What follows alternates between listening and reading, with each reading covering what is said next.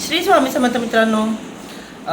आज आपण बोलूया स्वामींच्या तारक मंत्र या सेवेबद्दल.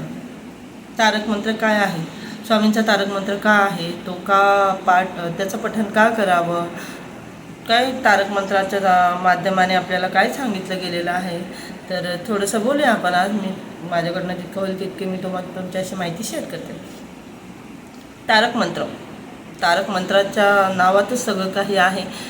तारक मंत्र आपल्याला तारणारा मंत्र, आपल्याला प्रत्येक अडचणीतून वाचवणारा मंत्र, आपल्याला हिंमत देणारा मंत्र. त्याच्यामध्ये त्याच्या ज्या सगळ्या लाईन्स आहेत, त्याच्या ज्याचा प्रत्येक लाईनमधला प्रत्येक शब्द आहे, तो जर आपण ध्यानाने ऐकला, मनापासून ऐकला, तर बघा आपल्याला कोणी काही सांगायची गरज नाही आहे. ते इतकं साधं सोपं सिंपल आहे की समजतं पटकन.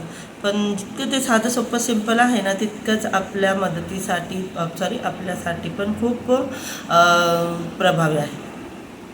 तारक मंत्रामध्ये स्वामींनी सांगितलेलं आहे की अशक्य ही शक्य करतील स्वामी. ही फक्त लाईन नाही, हे एक सत्य आहे. अशक्य ही शक्यच करतील स्वामींनी म्हणजे त्या तारक मंत्रामध्ये सांगितलेलं आहे की तुम्ही काळजी करू नका. अशक्य ही शक्य करण्याचं सामर्थ्य फक्त आणि फक्त ब्रह्मांड नायकाकडे आहे. इतरांच्या मागे पुढे फिरू नका. अडचणीत असताना दुसऱ्यांच्या थोडक्यात बोलते, अडचणीमध्ये जेव्हा आपण असतो तेव्हा आपल्याला आपल्या फॅमिलीची म्हणजे की काही ते असतं, काळजी असते, टेन्शन असतं की अरे कसं होणार, काय होणार. मग आपण इतरांकडे मदत मागतो. त्यातमध्ये पण कोणाची इच्छा असली तर करता आणणार नाही. तर इथे आजकाल प्रत्येकाला आपलं पडलेलं आहे. तर हल्ली इतकं कोणी दुसऱ्याच्या दुःखाला महत्त्व देत नाही. खूप कमी लोक आहे जे करतात मदत. आणि त्याच्यामध्ये सुद्धा असे काही जीव असतात,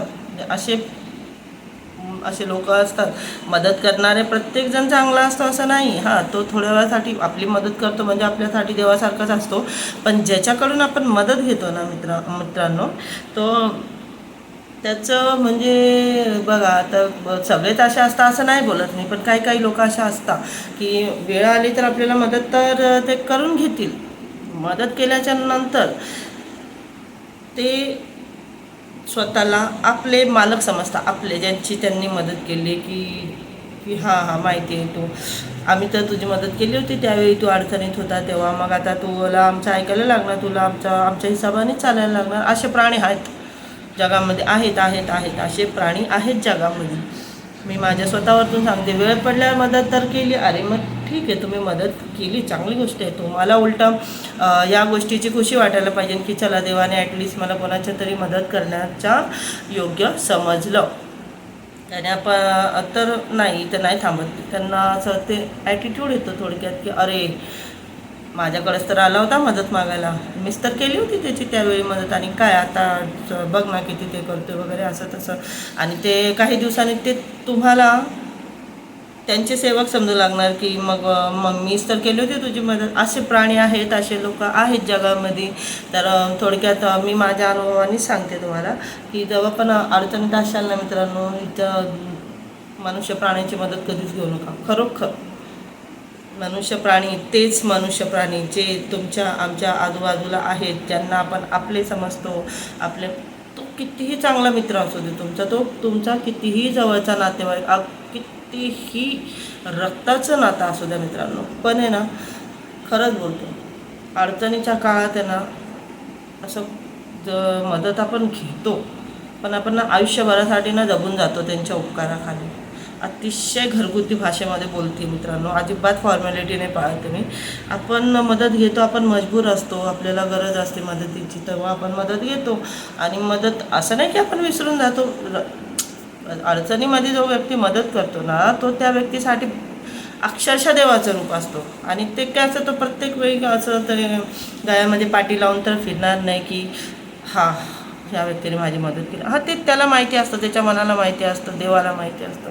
मग आता ते पण काही जीव असे असतात ना की ते तुमची मदत एकदा दोनदा मदत केल्याच्या नंतर ते त्यांना आपले मालक समजू लागतात. वेळोवेळी त्यांना आपला अपमान करण्याचं राईट्स भेटून जातात, अधिकार भेटून जातात की कोणी कोणासमोर पण ते तुम्हाला म्हणजे असं इन्सल्ट करू शकता असं त्यांना वाटतं.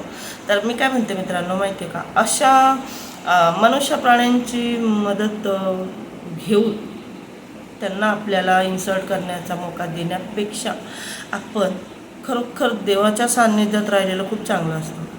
आणि त्या तारक मंत्र जो आहे ना, त्याच्यामध्ये खरोखर सगळं लिहिलेलं आहे. तू काळजी करू नकोस, देव आहेत, आपले स्वामी आहेत. तुलाच स्वतःला नाही माहिती की कित्येक वेळा देवांनी तुझी मदत केलेली आहे, तुला समजलंही नसेल. असं सगळं ते तारक मंत्र जसं जसं आपण ऐकतो ना, आपल्याला ते तारक मंत्र समजतो ना, आणि खरोखर असं हिंमत येते, भाव असं वाटतं अरे चल आहे माझ्या मागं, माझ्यासोबत कोणीतरी आहे. तर थोडक्यात अशा आता खरोखर आहे ना, आता असे प्रकार होतात ना की लोक तुमची थोडीशी मदत करतात आणि तुम्हाला त्यांना तुमचे मालक समजू लागतात. वेळोवेळी तुमची इन्सल्ट करण्याचा त्यांना मौका भेटतो. तर माणसांना इतकं महत्त्व देण्यापेक्षा त्यांच्यापेक्षा जे त्यांच्याहीपेक्षा मोठा आहे, तो जगाचा मालक आहे, जो नायक आहे सगळ्यात मोठा, ज्याच्या इच्छेशिवाय पानही हलत नाही जगामध्ये, त्याच्या चरणाशी जाऊया ना, त्याच्या चरणाशी बसूया. तोच आपला स्वामी, तोच आपला ब्रह्मांड आहे, तोच आपला माता पिता. आणि त्या आपल्या स्वामींच्या तारक मंत्रामध्ये डिटेलमध्ये सगळं बोललेलं आहे मित्रांनो. अशक्य ही शक्य करतील स्वामी. तू फक्त विश्वास ठेव, तू फक्त नाव घे, तू फक्त मनामध्ये थोडासा संयम ठेव. जर का तुझा आज टाईम खराब आहे तर थोडंसं पेशन्स ठेव, थोडा वेळ घे, थोडंसं सहन कर. सगळं चांगलं होणार आहे, सगळं ठीक होणार आहे. देव तुझी मदत करणार आहे. आणि याच्या आधी पण देवाने तुझी मदत खूप वेळा केलेली आहे. त्या तारक मंत्रामध्ये या सगळ्या लाईन्स आहेत मित्रांनो. काहीच नाही जमलं ना, करता आलं ना, तर फक्त घरामध्ये तारक मंत्र चालू ठेवायचं. आपल्या